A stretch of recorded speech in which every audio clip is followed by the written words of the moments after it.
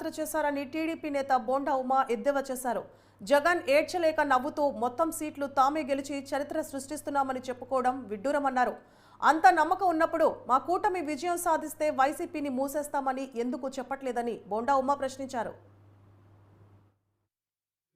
ఒక చిన్న ఓదార్పు యాత్ర చేశాడు విజయవాడలో.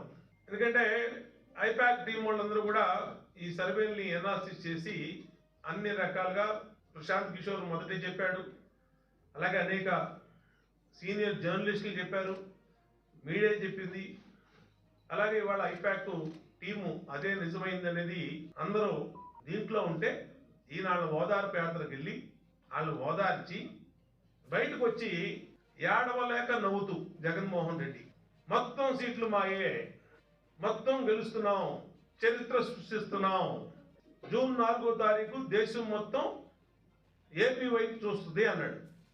ఓకే, నీ నమ్మకం నీకు ఉండొచ్చు, నీకు నమ్మకం ఉంటే జూన్ 4వ తారీఖు నాడు తెలుగుదేశం పార్టీ కూటమి విజయం సాధించిన తర్వాత నీ భాషలో చెప్పాలంటే తెలుగుదేశం విజయం సాధిస్తే నా వైసీపీని మూసేస్తానని చెప్పి ఎందుకు మాట్లాడవు?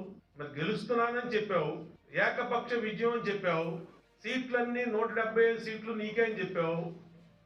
మరి అన్ని సీట్లు నీకే అయినప్పుడు రాని పక్షంలో వైసీపీ పార్టీని మూసేస్తానని కూడా ప్రకటిస్తాను.